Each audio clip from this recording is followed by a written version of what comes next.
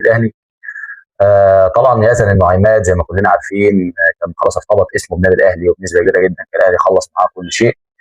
ولكن الف مليون سلام على ياسر النعيمات، تعرض لاصابه الرباط الصليبي امبارح طبعا في المباراه القويه مع العراق. فطبعا دي حاجه يعني مجرد ارتباط اسم ياسر النعيمات بالنادي الاهلي. شفنا جاله رباط صليبي في لعيبه كتيره ياما النادي الاهلي يعني جابها وكانت لعيبه مميزه جدا وكانت مبشره، ولكن الاصابات بيبقى لها دور كبير جدا جدا في استمرار اللاعب، على راسهم طبعا اشرف داري ويحيى عطيه الله قبل منه.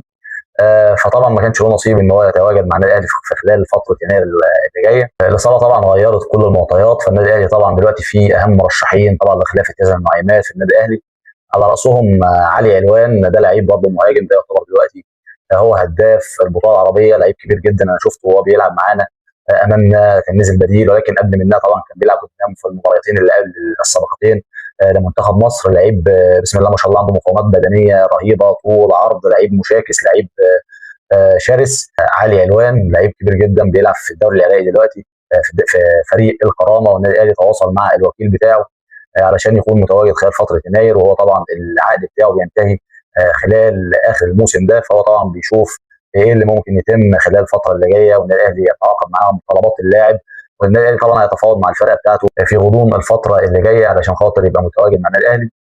طبعا تاني مهاجم برضه زي ما كلنا عارفين بابلو صباغ، ده يعتبر النادي الاهلي مخلص فيه كل شيء، ولكن نسبه كبيره جدا علشان يكون متواجد خلال الفتره اللي جايه بيحاولوا يخلصوا معاه قصه الباسبور الفلسطيني علشان يتواجد معاه كلاعب مصري. ده طبعا المتوقف عليه الصفقه، والنادي الاهلي طبعا عايز يجيبه برضه خلال الفتره اللي جايه 6 اشهر اعاره علشان يكون متواجد معاك، علشان تضمن طبعا بنسبه كبيره جدا ان هو يكون تاقلم خلال الفتره اللي جايه ويشوف مدى تاقلمه ومدى استجابته مع الفرقه، ايه اللي هيقدمه.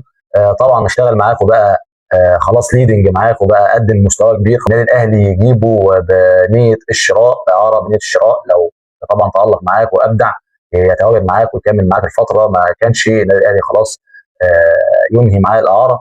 برضو اللي موجود دلوقتي خلال الفتره اللي جايه ابراهيم دياباتي، زي ما اتكلمنا وقلنا قبل كده. ابراهيم دياباتي من وجهته هو كان قفل المفاوضات، طبعا كان متضايق لما عرف ان النادي الاهلي خلص مع كل شيء مع هذا النعيمات، وقلنا ان النادي الاهلي كان خلص كل شيء مع هذا النعيمات، ولكن الاصابه هي اللي حالت دون ذلك. فطبعا اللاعب كان متضايق، وكان هو النادي الاهلي كان خلص معاه كل حاجه، ولكن الاهلي لم ينهي الصفقه كامله. فطبعا قفل ابراهيم دياباتي كل حساباته وعمل بلوكات لكل الناس الوسطاء اللي كانوا بين الاهلي وما بينه. فالاهلي تواصل مع الوكيل بتاعه علشان يكون خلال الفتره اللي جايه يكون متواجد. فجس النبض وكيل اعماله طبعا قال لازم بنسبه كبيره عشان ننهي الموضوع خلال الفتره اللي جايه لازم يكون في مندوب من الاهلي او حد موجود من الاداره علشان ينهي الصفقه ويبقى متواجد مع اللاعب ومع